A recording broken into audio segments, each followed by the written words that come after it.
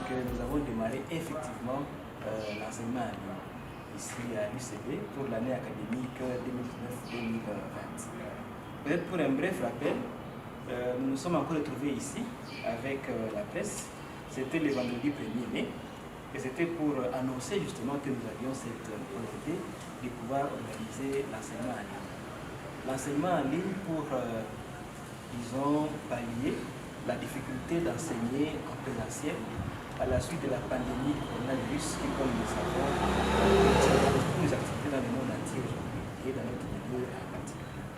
Nous avons donc estimé à l'UCB qu'il était responsable, qu'il était même, disons, imminent de pouvoir organiser une alternative à l'enseignement en ligne, puisque, heureusement, la technologie aujourd'hui, dans son évolution, permet de le faire. Même s'il y a des contraintes qui peuvent être rencontrées sur le chemin, mais il y a moyen de pouvoir travailler sur les contraintes et de les surmonter. Les dimanches 3 mai, nous avons participé, mon collègue professeur Lucien Zenoula et moi-même, à l'émission Paix et Développement, où nous avons encore relayé ce message selon lequel nous nous préparons à organiser l'enseignement en ligne.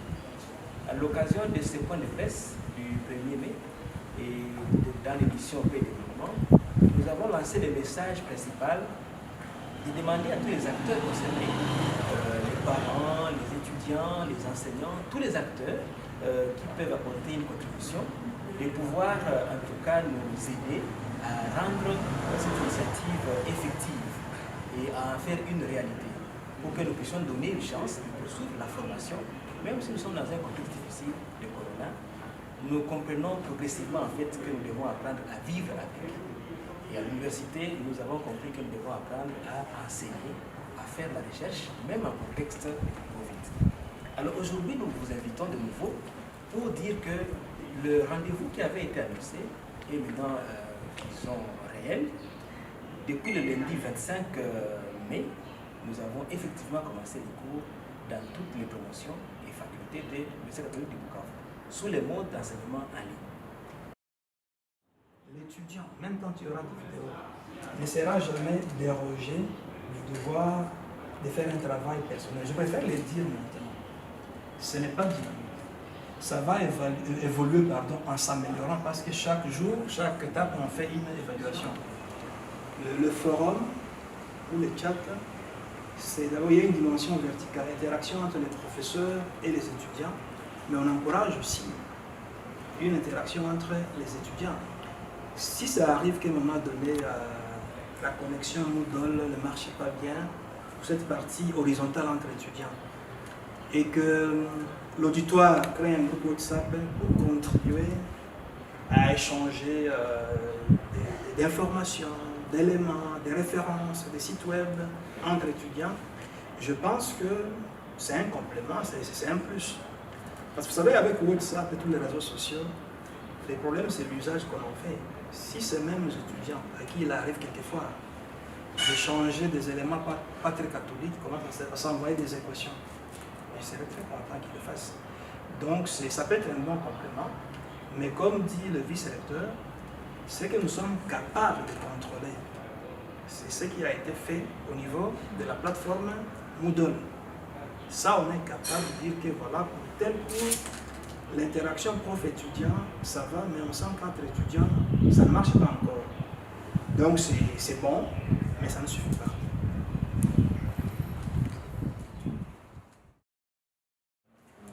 Aksanti, tuliwezaka kuanose kama kuna tuko tunapitia hii kipindi ngufu ya coronavirus, ndio tunafundishia katika masala sala ya kawaida.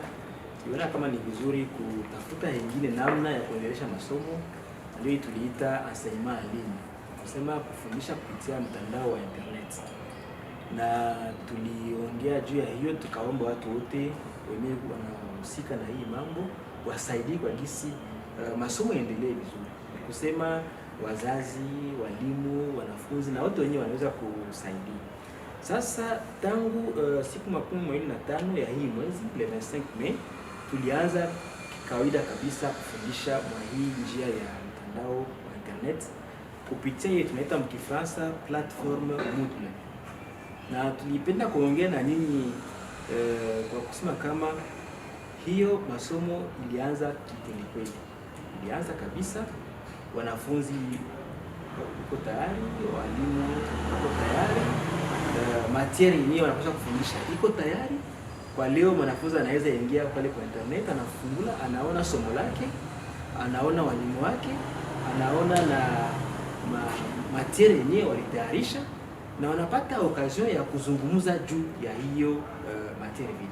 Tunaweza kama maana yake ni kusema hii project tulikuwa nayo ya kufundisha kupitia mtandao wa internet leo inakuwa ya kweli na inaanza kutembea, tunaweza kusema vizuri, hata kama hakuwezi kosa magumu kidogo. Magumu kidogo kidogo tunaweza kusema ni gani? Ni kusema shida kwa example ya mtandao wa internet yenye somewhere inaweza kuwa iko saa ingine kidogo inakatika, inaweza kuwa shida kidogo ile.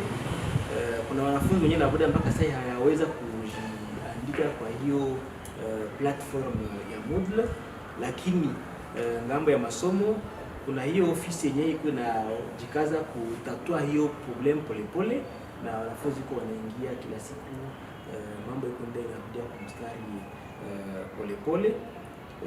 Labda ingine magumu tunaweza kusema ni ile kwa wanafunzi hata kwa walimu wa moja kuzoea hiyo namna mpya ya kufundisha kupitia mtandao wa internet, lakini tunafanya kila wakati mazungumzo juu ya kufahamisha walimu watajikomport namna gani na wanafunzi wajikomport namna gani, na tuna imani kama vitu vitaendelea vizuri. Na hiyo mafunzo ina faida gani? Mafunzo ni kusema kama mwalimu ajue hii chombo ya platform ya Moodle inatumika namna gani, juu ndio itakuwa chombo yake ya kufundisha nani na wanafunzi vile vile. Lakini mzuri kwa hiyo mafunzo ya watu wote wale wanazoea hiyo platform ya Moodle, kwa gisi nisaidie watu wafundishe na wanafunzi wafunzwe kwa upesi. Na mbele ya malalamiko ya wanachuo kuhusu pesa na pia kuhusu hali ya mafunzo, unawaambia nini? Labda kuanzia kwenye hali ya mafunzo ni kusema kama kwa leo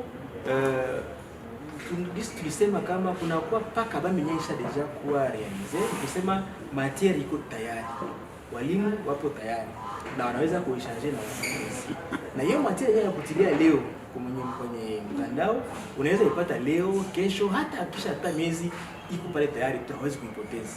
Ile ni avantage kubwa sana tunaweza kusimulia.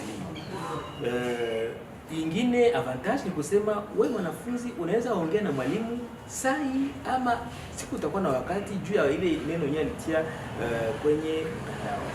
Lakini ile magumu kidogo kusema nilikosa connection, nilipima fungula haikuitika, tuko tunatafuta masuluhisho polepole, na tunawaza kama ile shida itaweza kuitatua na tuendelea vizuri.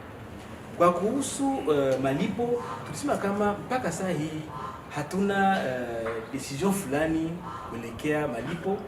Hii tulianza nayo mwanzo wa mwaka, ndio tunaendelea nayo. Na tunawazia kama haiko hiyo tunaingia mwa hii namna mpya ya kufundisha, ndio tutabadilisha namna ya malipo.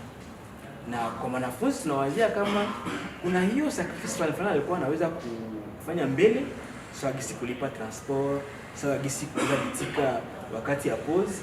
Hiyo pesa kidogo alikuwa anadepenser vile, leo anaweza kuidepenser juu ya kupata mega aweze kusoma nayo kwenye mtandao wa internet.